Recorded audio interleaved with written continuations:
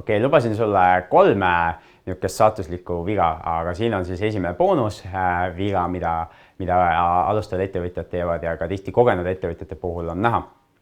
Ettevõtjad ei pööra tähelepanu vabale rahavoole ja eelkõige selle stabiilsusele. Ja kus see nagu tagasilööke toob ja miks seda vaja on või mida see vaba rahavoog tähendab? Kõigepealt äkki.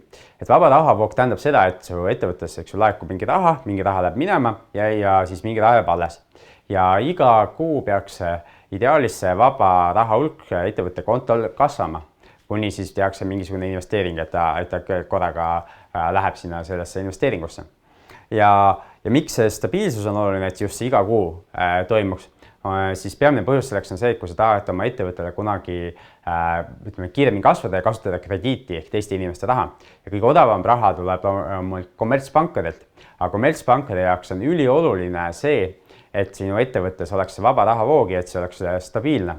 Ehk ainult nii muutub sinu ettevõtte laenukõlbulikuks. Ja mida siis pangad vaatavad? Nad vaatavadki, küsivad su käest kasumiaruannet, bilanssi ja nii edasi ja vaatavad su konto väljavõtet, aga see, mida nad otsivad, on siis vastus sellele, kui palju on see vaba rahavoog, ehk kui palju sul iga kuu raha üle jääb ja kas see jääb iga kuu üle või on sul mingisugused hooajalisused või mingid muud probleemid seal.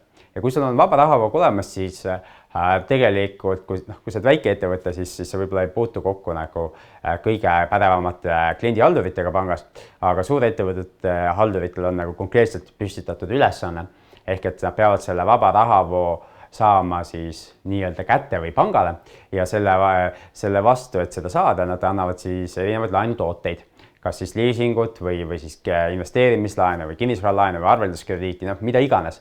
Peaasi, et sellest vabast rahavoost võimalikult suur osa siis pangale ära tuua.